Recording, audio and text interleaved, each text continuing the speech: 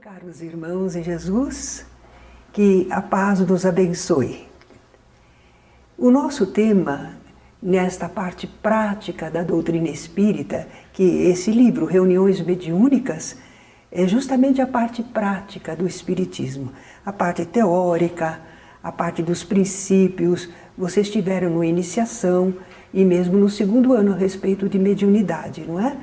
E agora nós estamos vendo muito mais a parte prática do Espiritismo. Então temos esse tema, exibicionismo e fanatismo. Vocês não vão encontrar muita bibliografia a respeito, porque nós tiramos isso do livro que está lá na apresentação, diz que nós vamos seguir o livro dos médiuns e também o manual do dirigente espírita, que é do Emílio Manso Vieira, e um outro companheiro. Mas esse livro eu acredito que está esgotado. Na biblioteca lá da sede, nós temos, mas por fora vocês não vão conseguir comprar. Também lá ele não diz muito mais do que isso que nós estamos falando aqui.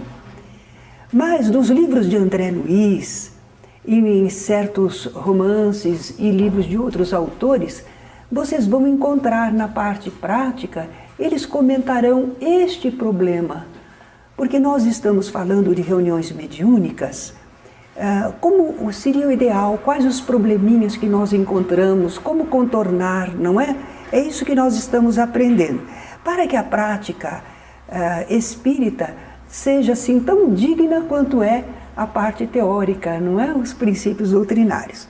Então vamos lá ver o que nós podemos falar sobre exibicionismo, primeiramente.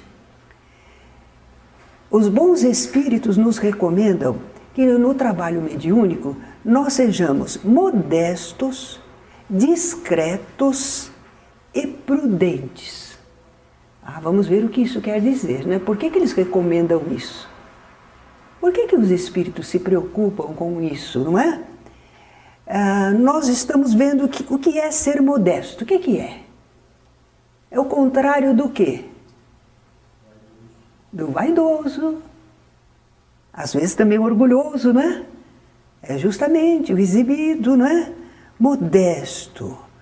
Mas por que será que a gente precisa ser modesto na prática mediúnica espírita? Por que ser modesto, não ser vaidoso? O que é que isso acarreta, não é? Vaidade. Por que nós vamos ter vaidade na prática mediúnica? Vaidade do quê?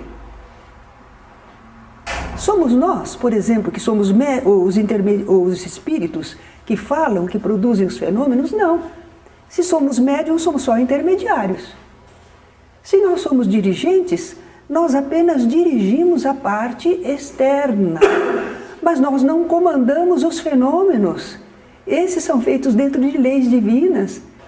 E com a direção dessa equipe espiritual admirável, não é? Então por que o dirigente também tem que ficar vaidoso? Ou um dialogador? Porque eu sei dialogar com os espíritos, e daí? Não é? É uma tarefa. Você muitas vezes é assistido também por bons espíritos, então não há razão para sermos vaidosos, orgulhosos. Se nós formos, vamos atrair maus espíritos. É a brecha, né? Como é que os maus espíritos podem sintonizar conosco? Nas nossas falhas, nos nossos atos, pensamentos e sentimentos errados. Então, se nós formos vaidosos, orgulhosos, nós estaremos oferecendo campo para espíritos adversários. Então não convém.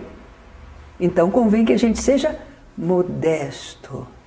Jesus, no seu Evangelho, ele diz certa vez: quando fizerdes tudo o que vos foi ordenado, dizei, somos servos inúteis, porque fizemos somente o que deveríamos fazer. Interessante, não é? Fez tudo o que foi mandado. E não tem que se orgulhar nem se envaidecer, fez o que devia fazer. Então nós aprendemos bastante com o Evangelho e com a orientação espírita para sermos modestos. Mas e discretos? Por que discretos? Quando uma pessoa é discreta,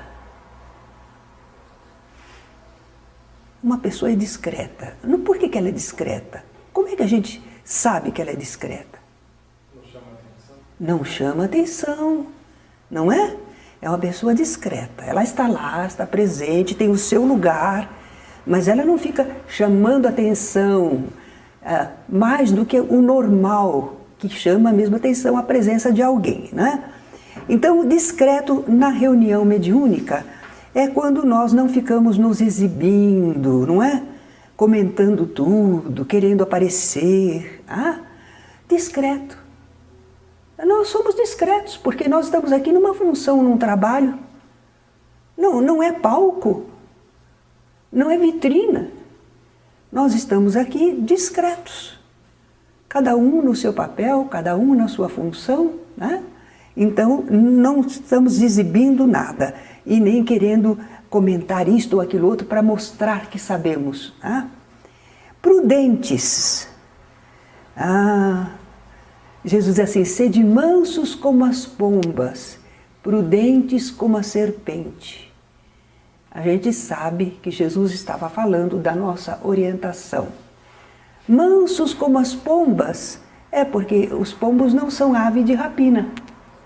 Não são agressivos, embora eles briguem bastante entre eles, não é? Mas verdadeiramente não é uma ave de rapina, não é. Muito bem, mansos como as pombas, nós até entendemos. Agora, prudentes como as serpentes. Sabem que eu encontrei uma explicação? A serpente rasteja pelo solo. E quando o solo trepida, porque é alguma coisa grande, ela se esgueira. Ela não vai de encontro. A coisa é perigosa, é grande. Ela se esgueira, ela é prudente. Nós, às vezes, não somos prudentes na vida. A gente vai de peito aberto, né? Mas não pensou, não calculou os riscos, não é? Então, nós devemos ser prudentes na prática mediúnica. Nós somos cuidadosos, o que estamos fazendo, para que estamos fazendo. Com um espírito, por exemplo, que está agressivo, nós não vamos lá como mandões, né? Nós não vamos afrontá-lo. Nós usamos de energia se necessário, mas nós vamos com o envolvimento do amor, da compreensão, não é? Ele está fora de si, ele não tem conhecimento espiritual, mas nós temos. Bem, então nós temos que ser discretos, porque nós vamos respeitar, prudentes, melhor dizendo, né? Nós vamos evitar ferir pessoas, causar perturbação, fazer revelações prematuras. Então nós somos cuidadosos. Não é porque nós sabemos alguma coisa que nós vamos alardeando para todo mundo, não é? Somos prudentes. Nós temos sempre que procurar respeitar a privacidade alheia. Quando dialogamos com o espírito, nós precisamos às vezes saber o que se passou com ele, como ele se sente, para que a gente possa ajudar. Mas conforme o caso, já houve situações em que eu disse ao espírito, não, eu não preciso saber. Eu só quero que você esteja bem. Nós queremos aqui ajudar para que você se sinta mais calmo e melhor. Porque conforme o caso, a gente percebe que ele não está à vontade e não está querendo revelar o seu problema particularmente. Se não for necessário, nós contornamos a situação, não é? Bem, nunca poderemos contar então o que os espíritos nos revelam. Estamos falando para ser discretos, modestos, prudentes. Então fica mudo aí. Não fala nada, não faz nada. Será que é isso? Afinal de contas, nós estamos vendo, ouvindo, captando pensamentos dos espíritos. Não vamos poder nos manifestar também? Podemos. Quando for necessário e quando for oportuno. É o crivo nosso, não é? É necessário? Então sim. É oportuno? Então sim. Mas fora disso, a gente vai tomar muito cuidado, muita cautela, não é? O exibicionismo é prejudicial. Se exibir na prática mediúnica, seja o médium, seja o dialogador, seja o dirigente, seja o elemento de apoio, de sustentação, é prejudicial. Nós vamos ver por quê, não é? Vamos ver assim médiums e dirigentes que se vangloriam de público. Do que eles se vangloriam? Do que conseguiram fazer.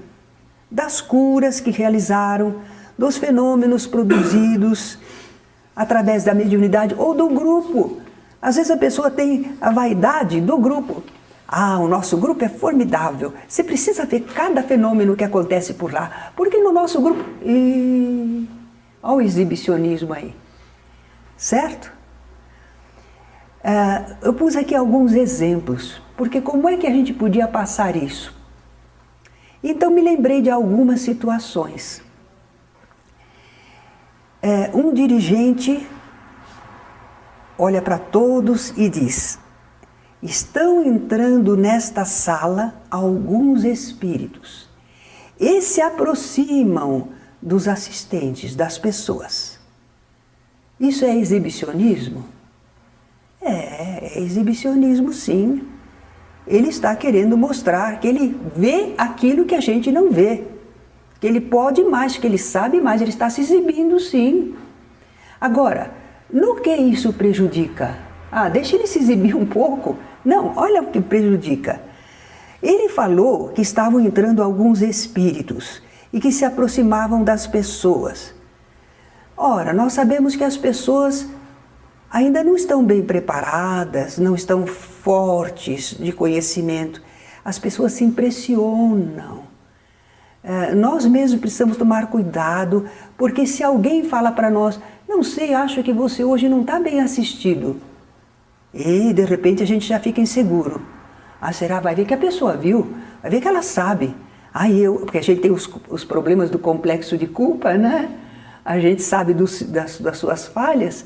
Então, a gente já fica dependente, meio preocupado. Então, as pessoas ali, ele não falou quem era, todas as pessoas já ficaram inquietas. Isso é bom numa reunião mediúnica? Nós precisamos das pessoas calmas, confiantes, mente serena. E como é que fala uma coisa dessa? Deixa todo mundo inquieto, não é? E se de fato ele podia identificar que alguém está com problema e que os espíritos se aproximaram, também não deveria falar. Será que a pessoa sabe reagir? Há pessoas que desmoronam se acharem que estão com um espírito realmente e ainda a pessoa disser, olha, é com ela, é com ele. Certo? Não cabe essa atitude, né? Ou então o dirigente dizendo, o dirigente ou um médium ou um elemento de sustentação dizendo, posso captar telepaticamente os pensamentos de todos que estão aqui. Será que isso é possível? Captar os pensamentos de todos? O que vocês acham? Não é não? Por que não é? Exato, são faixas mentais, são ondas mentais, ele não pode estar por dentro de todas. Ele pode captar talvez de alguns, mas não de todos. Que pretensão! É como dos espíritos que estão presentes, um médium vidente não pode ver todos os espíritos. Ele vê alguns espíritos, ou um espírito, não é? Se o médium diz, não, eu vejo todos os espíritos que entram aqui, já é exibicionismo. Os espíritos estão me dizendo o que se passa no íntimo de cada um. O que é que vocês acham? Os espíritos estão me dizendo o que se passa no íntimo de cada um. Eu tenho uma observação a fazer. Espíritos fofoqueiros, hein? Estão lá preocupados em ficar contando o que se passa no íntimo de cada pessoa, né? Não é verdade. não é todo espírito que sabe o que nós pensamos. A gente aprende na doutrina, no livro dos médiuns, que de fato os espíritos captam os pensamentos, mas quando tem sintonia, quando tem certa afinidade, e também quando o espírito está interessado. Porque é como nós, quando caminhamos na rua lá fora, a gente está prestando atenção em todo mundo? Não. Se a gente quisesse, a gente prestaria atenção numa pessoa, tudo. Mas não dá, nós estamos vivendo. Os espíritos também. Eles não sabem tudo o que nós pensamos, não. E não sabem tudo de todos, não. Isso é importante a gente lembrar, porque senão a gente fica meio místico, a gente fica medroso, como o pessoal aí fora. Eles acreditam tudo, que se eles acham que a gente entende de coisas espirituais, eles acreditam em tudo que disser, não é? Não, nós espíritas só falamos aquilo que está coerente com a doutrina, o que está dentro da possibilidade de ajudar ou não. Mas há pessoas que querem aparecer ou querem dominar os outros, dominar pelo medo, demonstrando que tem poder, não é? Então dizem que sabem tudo de todos, não é verdade. Não é todo espírito que sabe o que pensamos. Se o espírito não chega na nossa faixa de pensamento, ele não sabe o que nós estamos pensando, não. Enquanto nós pensamos na faixa deles, eles podem saber. Mas quando nós estamos com o pensamento mais elevado, se o espírito é muito tacanho, terra a terra, ele não alcança, não. Ele não compreende, não percebe. É como as pessoas. Sempre que a gente pensar como espírito se fosse muito diferente, lembra que espírito é gente.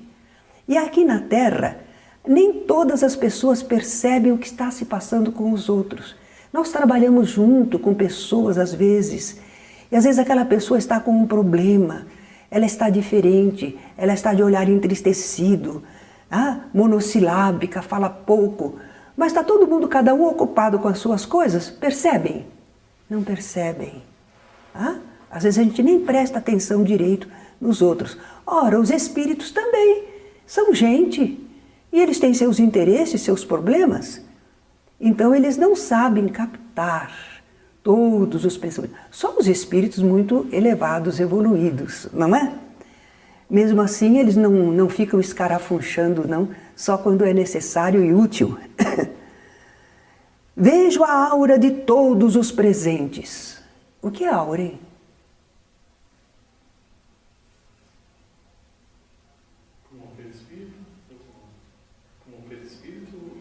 É uma emanação perispiritual e, quando estamos encarnados, também do organismo.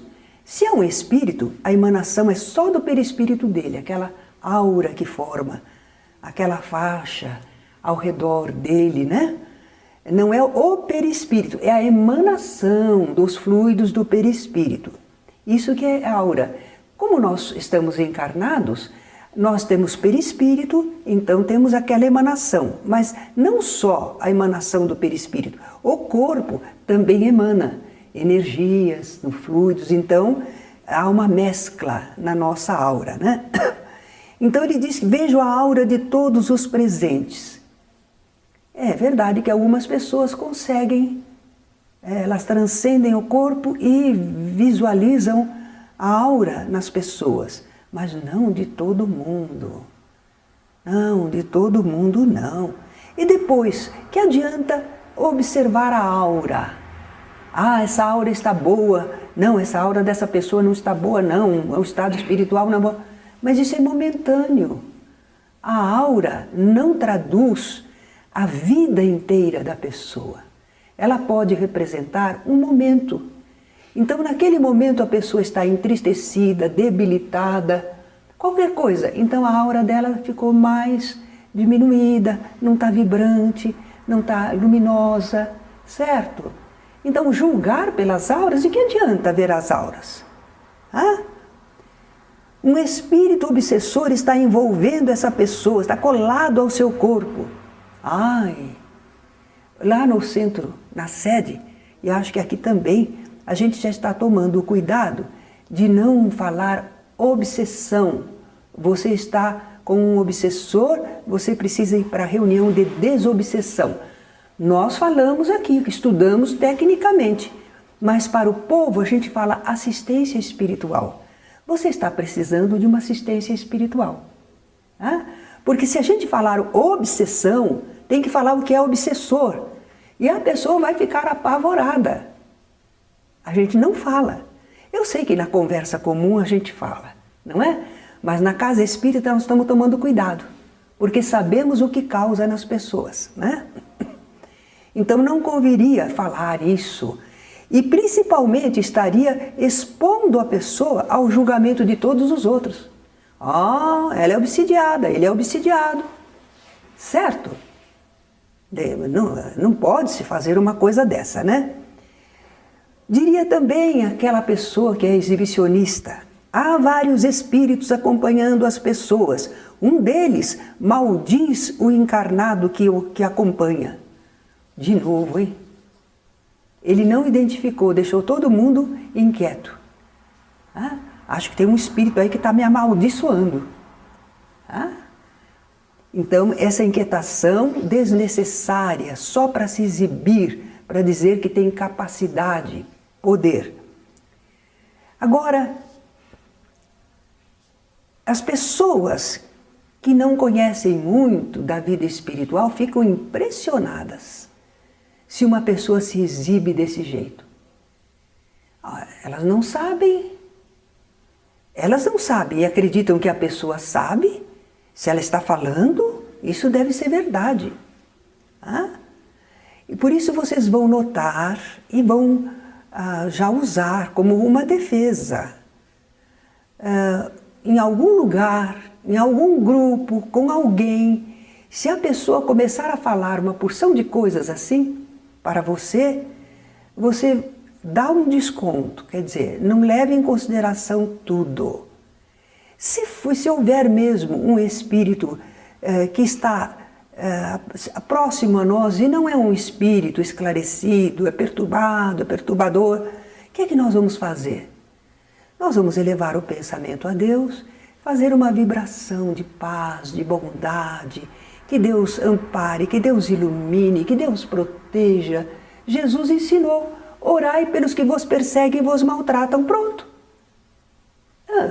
Nós produzimos uma vibração boa e pronto. Agora, será que algum espírito poderia estar apegado a mim por falhas minhas? Que falhas que eu tenho? Bom, todo mundo tem suas falhas, mas eu vou tomar cuidado para evitar os erros. Vou procurar acertar mais e errar menos. Pronto, essa é a defesa natural. Agora, as pessoas às vezes ficam fanatizadas por quem se exibe. Não ficam só inquietas, impressionadas, ficam fanatizadas. Acham que aquela pessoa sabe tudo. Colocam aquela pessoa num pedestal. Acham que aquela pessoa é o máximo, que ela tem qualidades espirituais que os outros não têm. Ficam fanatizadas pela pessoa, não é? Mas não é bom. Vocês vão dizer, que bom, a pessoa está lá, bem considerada pelos outros. Não, isso é ruim. Vocês conhecem, sabem que Santo Antônio é o santo o quê? Como é que o povo fala? Santo casamenteiro. Por que santo casamenteiro? É porque Santo Antônio de Pádua, naquele tempo, as moças que não tinham dote, tinham dificuldade para casar. Principalmente se o pretendente era um homem rico. Ficava ruim, ela tinha que ter um dote. Senão pareceria que ela estava querendo a riqueza do homem, né? E Santo Antônio ajudava as moças pobres a terem dote para poderem fazer um bom casamento. E com isso ele ficou com a fama de casamenteiro. Agora vocês pensem bem, se não me engano foi através do Chico Xavier, mas não sei qual o autor espiritual, que colocou uma situação do lado de lá da vida, né? Um espírito se queixando que ele estava muito assediado com pedidos das pessoas, ele tinha sido um santo e todo mundo procurava ele e ficava insistindo com pedidos, ele não podia atender tudo, se sentia torturado. Aí o Santo Antônio, né, que estava do lado dele, falou assim, e comigo? Que o pessoal fica falando o tempo inteiro para eu arranjar casamento, não é? Quer dizer, a fama, o destaque, no começo parece bom, mas traz consequências. Então, esses artistas, por exemplo, quando não tem fama nenhuma, eles querem a fama. Eles querem que o pessoal reconheça eles onde estão. Quando eles conseguem a fama, o que é que eles fazem? Põe um óculos escuro, se disfarça, para poder ter um pouquinho de privacidade. Então, querer se exibir, ser a pessoa importante espiritualmente, é faca de dois gumes. Porque as pessoas realmente se fanatizam por ele. Acham que a pessoa é o máximo, mas em compensação ficam insistindo com ela. Fica assediada a pessoa por curiosos. A gente sempre orienta os médiuns que estão começando a aprender na casa espírita. A gente diz, não conte para os outros. Não fique falando para os outros, eu estou vendo aí um espírito. Não, um espírito mandou um recado para você. Não faça isso. As pessoas não vão lhe dar sossego. Vão ficar insistindo com você. Você não pode a toda hora. Isso vai perturbar você, vai às vezes desviar o seu caminho na vida. Agora, por que aquelas pessoas agem daquela maneira? Por ignorância. Se soubessem, não fariam. Mas como não sabem das consequências, elas fazem. E que nos cabe? Alertar e orientar as pessoas quanto à inconveniência. Alguns fazem isso por presunção ou má fé. Querem realçar ante os outros o seu poder mental, mediúnico, seja verdadeiro ou não. Se é por presunção ou má fé, a gente adverte fraternalmente. Quando a pessoa ignora, está fazendo na maior ignorância, ela não está pensando mal. Ela acredita que ela pode falar tudo, deve falar tudo, não é? Então a gente orienta, alerta. Agora, se a gente percebe que a pessoa faz de caso pensado, então aí a gente tem que advertir, olha as consequências espirituais que você está acarretando para você mesmo, que tipo de espíritos você está atraindo, não é? Então, uns e outros devem ser esclarecidos com a luz da doutrina sobre o assunto. Tais atitudes totalmente desnecessárias. Um dos critérios, né? É necessário?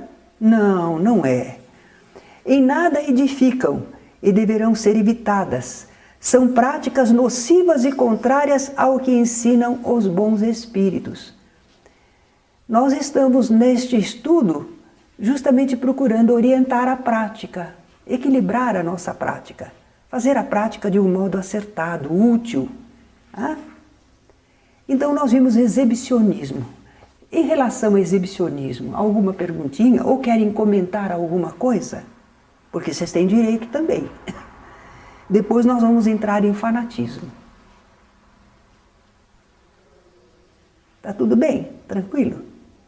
Na casa espírita, né, que a gente já começa desde quando entra para assistir palestra, receber passe, a gente já está aprendendo tanta coisa, né?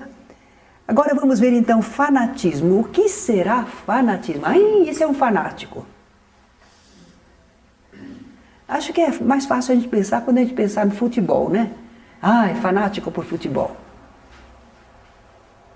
Ou fanática por novela. Quer dizer que a pessoa dá uma atenção exagerada, faz daquilo um motivo de vida. O fanatismo é uma exaltação. Agora nós estamos falando do campo religioso, porque isso é o que acontece no mundo. E no campo espiritual, religioso, não é? Nós vamos encontrar o fanatismo como um zelo, quer dizer, um cuidado, cego e apaixonado por aquilo em que se crê. Não, eu creio. E não mudo de pensar de modo nenhum. Eu creio firmemente. Não, porque é assim, eu sei que é assim, eu aprendi assim, porque na Bíblia diz assim. E as pessoas então não conseguem pensar além daquilo. Ficam com a mente bitolada.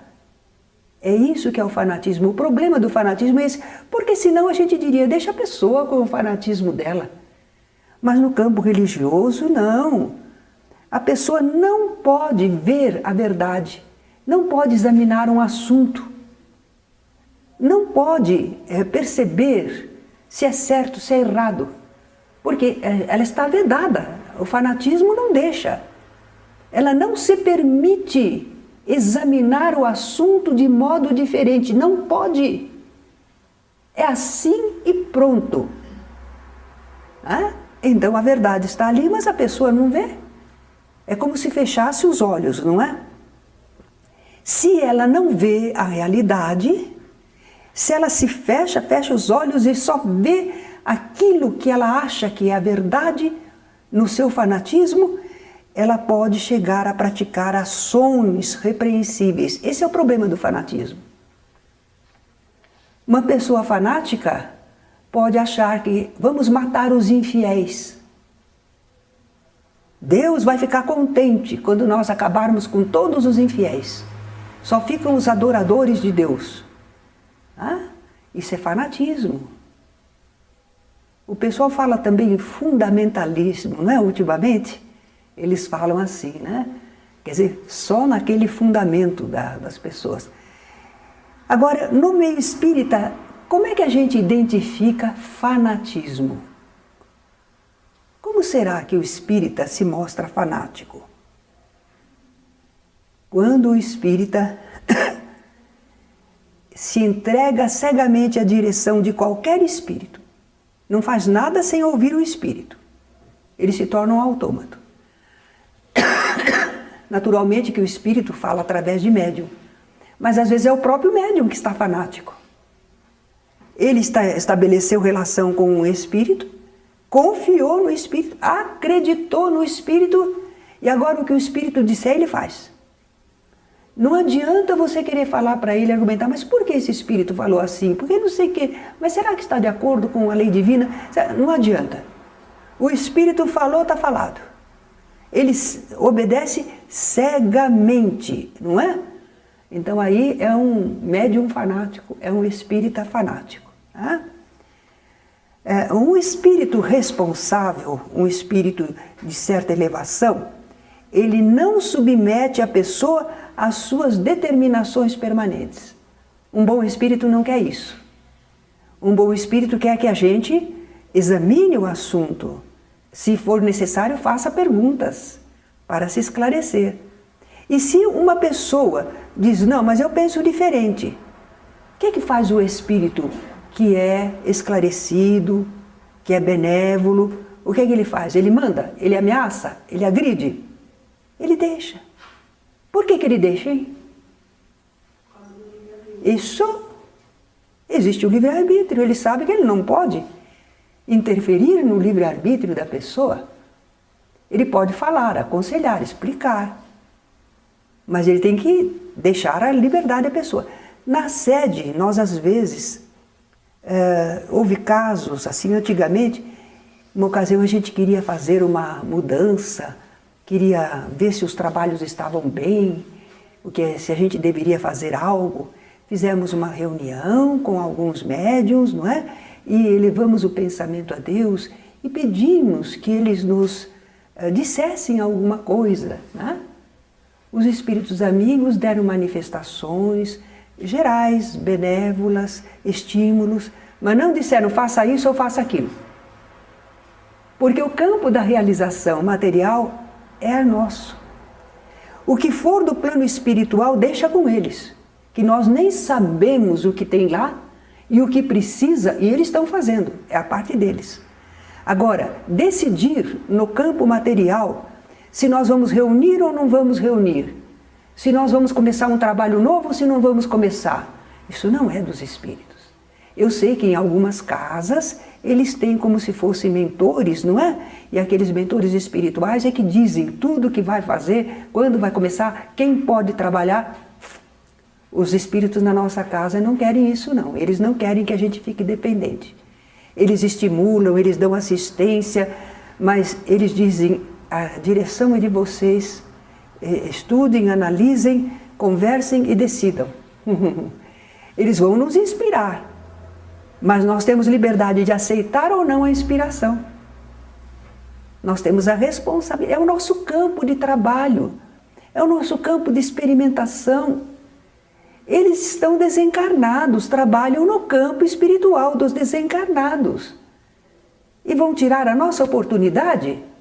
Eles desencarnados e comandando tudo a gente aqui? Não, eles socorrem, assistem, mas não determinam. Os bons espíritos podem contar. Os bons espíritos não determinam. A gente aprende isso também no livro dos médiuns, não é?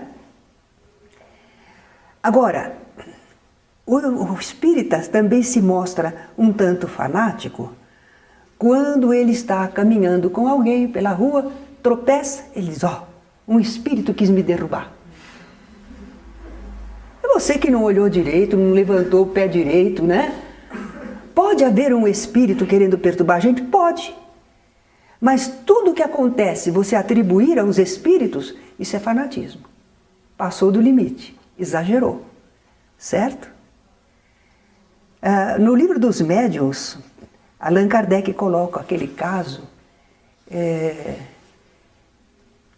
de umas senhoras que achavam que elas estavam perseguidas por maus espíritos, que elas eram sofredoras por espíritos malévolos. E os espíritos disseram, fala para ela tomar cuidado com a língua. Elas falavam tanta coisa má, tanta maledicência que atraíam espíritos maus. Certo? Um outro senhor disse assim, está acontecendo aí, aconteceu a porção de peste no meu gado, mas não sei o quê. Os espíritos disseram, é que ele não quer gastar dinheiro, não quer fazer a limpeza direito, ele tem que tomar cuidar das coisas e não ficar atribuindo isso aos espíritos.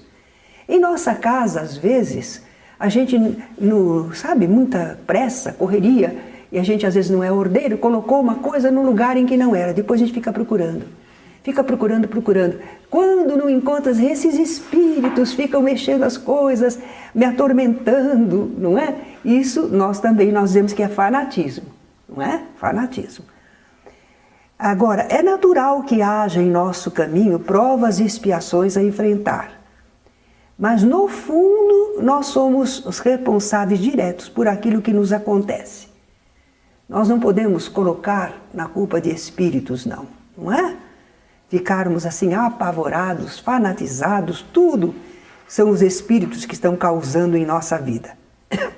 Agora, Allan Kardec, ele fez uma classificação dos espíritas. Eu acredito que vocês conhecem. Está no livro dos médiuns, segunda parte, capítulo 3, item 28. Ele fala que os espíritas podem ser classificados em 4 tipos. E vamos ver em qual tipo a gente está? Experimentadores. Espírita experimentador é aquele que crê nas manifestações dos espíritos. Mas ele acha que é só uma ciência de observação. É uma série de fatos mais ou menos curiosos. Eu acho que por aí tem alguns espíritas experimentadores. Gostam de ir à reunião mediúnica, vão de uma casa para outra, mas eles só querem observar fenômenos. São curiosos, eles acreditam, eles sabem que é verdade, mas eles não estão tomando compromisso nenhum, eles só gostam da experiência. Espíritas imperfeitos compreendem a parte filosófica, admiram a moral que decorre desses ensinamentos, mas não a praticam. Então, algumas vezes as pessoas dizem assim, eu não sou espírita, quem sou eu? Bem que eu queria ser. O que a pessoa está querendo dizer? Ela quer se mostrar humilde. Porque para ser espírita tinha que ser aquela pessoa, né, que entende, que age de acordo com os ensinamentos. Mas eu acho que a gente pode pensar nisso aqui, ó. Espírita imperfeito. Eu sou imperfeito, mas sou espírita. Certo? Eu ainda não faço tudo como devo, mas eu sou espírita. Eu sou adepto das ideias, eu entendo, aceito essas ideias. Espírita imperfeito. Não precisa dizer que não é espírita. Pode dizer que é espírita imperfeito, não é? Agora, existem os espíritas exaltados, que é justamente o que está citado aqui na aula, né? O que é espírita exaltado? São aqueles que têm uma confiança cega, infantil no mundo invisível. Aceitam com extrema facilidade, sem verificação, aquela reflexão, exame sobre o assunto. Não, se ele fizesse essa reflexão, exame, ele perceberia que aquilo é absurdo, é impossível, mas ele não reflete. Tá? Nós não estamos dizendo ainda que é o fanático. Kardec está falando daquele exaltado, que se exalta. Gostou, que coisa linda, é assim mesmo, certo? E qual é o problema desse espírita exaltado? É que as pessoas, quando escutam ele falar, não acreditam no espiritismo. Por causa dele. Essa pessoa exaltada, essa pessoa crédula, essa pessoa que não raciocina, se esse é um exemplo de espírita, está mal servido, não é? Então ele quer convencer as pessoas, quer trazer as pessoas para o espiritismo, mas o próprio jeito dele, a conduta dele, o modo exaltado dele ser, não favorece. Kardec diz que somos menos indicados para conseguir convencer as pessoas das verdades espíritas. São os espíritas exaltados, né? Agora, e verdadeiros espíritas? Eles não só admiram a moral espírita, mas a praticam e a aceitam em todas as suas consequências. Kardec disse que reconhece-se o verdadeiro espírita. Vocês lembram para concluir? Como é que a gente reconhece o verdadeiro espírita?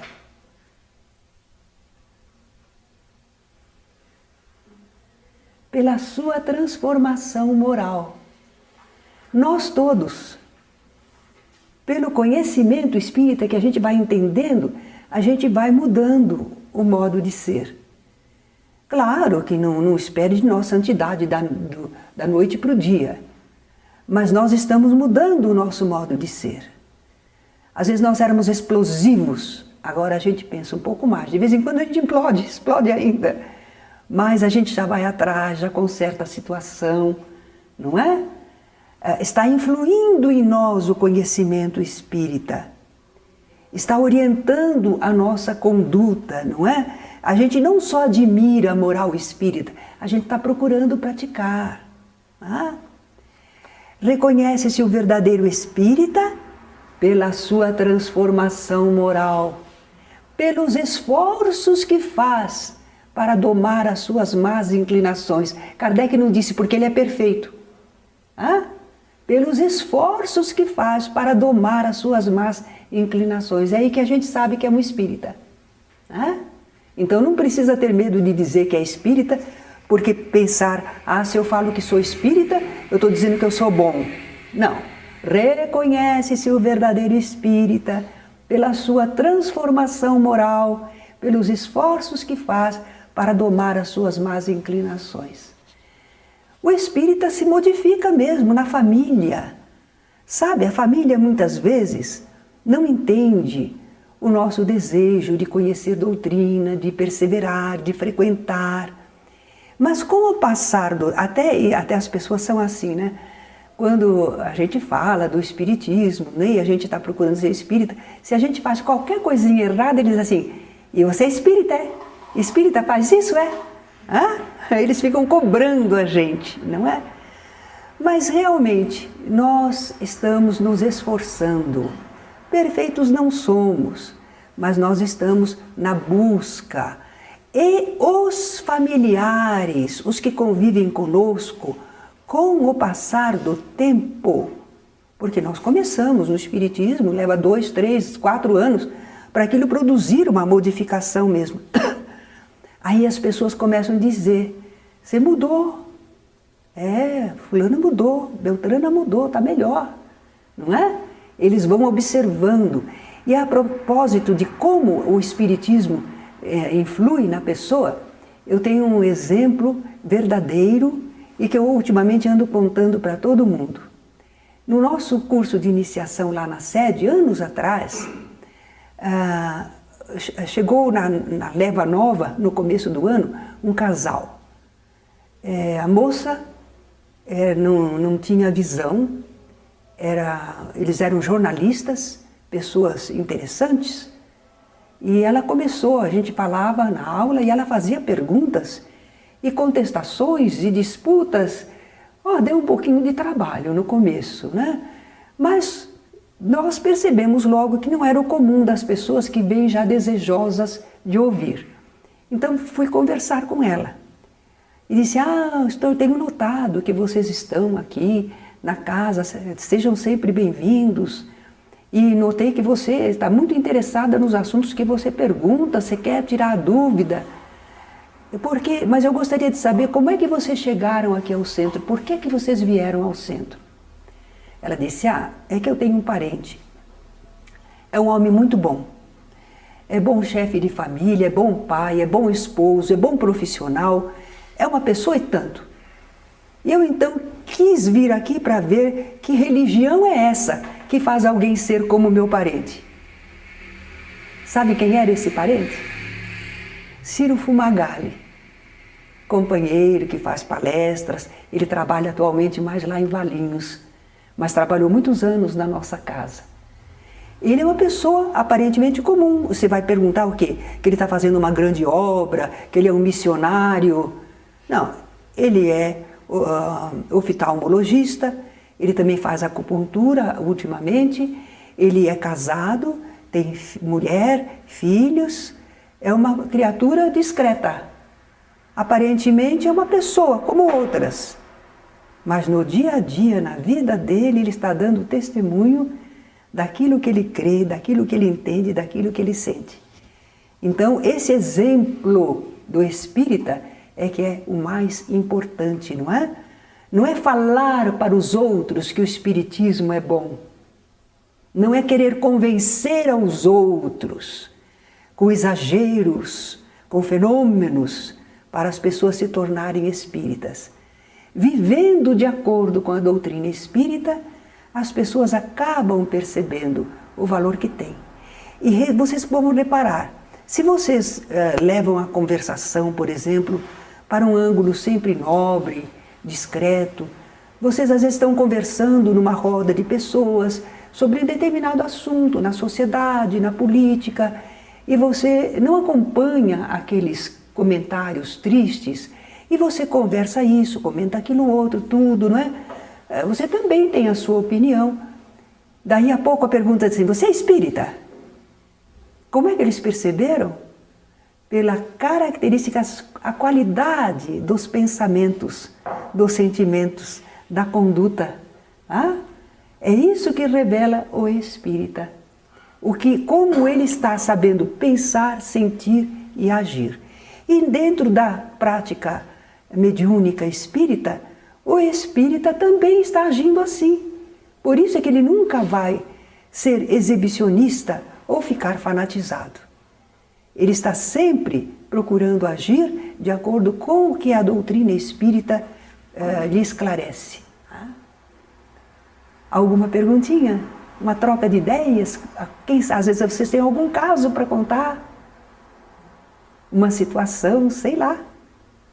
Porque a gente que ministra assim uma aula, a gente também aprende, a gente ganha experiências com o pessoal, que conta isto ou aquilo. Então nós vamos partir para a parte do trabalho, não é? Do nosso trabalho espiritual.